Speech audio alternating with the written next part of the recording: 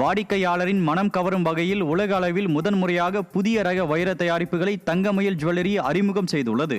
சென்னை கிண்டியில் நடைபெற்ற நிகழ்ச்சியில் தமிழ்நாட்டின் முன்னணி நகை கடைகளில் ஒன்றான தங்கமயில் ஜுவல்லரி தனது புதிய வைர பிராண்டான மின்மினி டைமண்ட் என்ற பிரிவின் கீழ் உலகின் முதல் தர வைர நகைகளை அறிமுகம் செய்தது.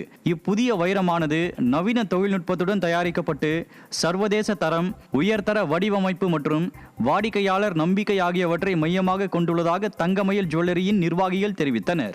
மேலும் இது தங்கமயில் ஜுவல்லரியின் வளர்ச்சி பயணத்தில் ஒரு புதிய அத்தியாயம் என்றும் 25ஆம் தேதி மாலை தி நகர் ஷோரூமில் புதிய வைர நகைகளை அறிமுகம் செய்ய உள்ளதாகவும் அறிவித்தனர்.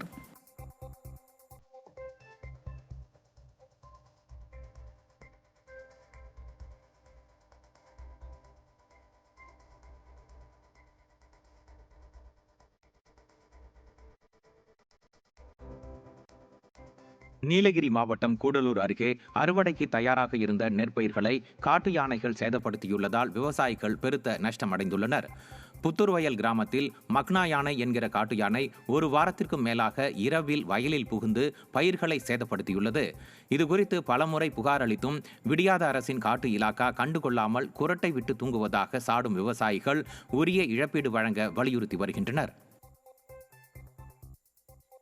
திருவள்ளூர் மாவட்டம் கடம்பத்தூர் ஒன்றியத்திற்குட்பட்ட மேல் நல்லாத்தூர் ஊராட்சியில் தூய்மை பணியாளர்களை ஆபத்தான முறையில் குப்பை அள்ளும் வண்டியில் அழைத்துச் சென்ற சம்பவம் மக்களிடையே அதிருப்தியை ஏற்படுத்தியுள்ளது.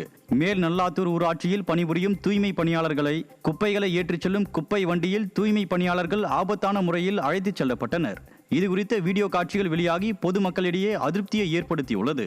திறனற்ற திமுக அரசு தூய்மை பணியாளர்களை அழைத்துச் செல்ல மாற்று வண்டிகளை ஏற்பாடு செய்யாமல் குப்பை அள்ளும் வண்டியிலேயே அழைத்துச் செல்வது மக்களிடையே அதிர்ச்சியை ஏற்படுத்தியுள்ளது. கடலூர் மாவட்டம் பன்ருட்டி அருகே மரத்தின் மீது மோதி தனியார் பேருந்து விபத்திற்குள்ளானதில் ஓட்டுநர் உட்பட 20க்கும் மேற்பட்டோர் படுகாயமடைந்தனர். பன்ருட்டி அருகே டிராக்டர் ஒன்று குறுக்கே வந்ததால் தனியார் பேருந்து ஓட்டுநர் பிரேக் போட்டபோது பேருந்து கட்டுப்பாட்டை இழந்து சாலையோரம் இருந்த மரத்தின் மீது மோதியது. இதில் ஓட்டுநர் உட்பட 20க்கும் மேற்பட்டோர் படுகாயமடைந்து சிகிச்சைக்காக மருத்துவமனையில் அனுமதிக்கப்பட்டனர். சென்னை உள்ளிட்ட முக்கிய பகுதிகளில் பெய்த மழையால் சாலைகளில் தேங்கிய மழைநீரால் பொதுமக்கள், வாகன ஓட்டிகள் அவதியடைந்தனர்.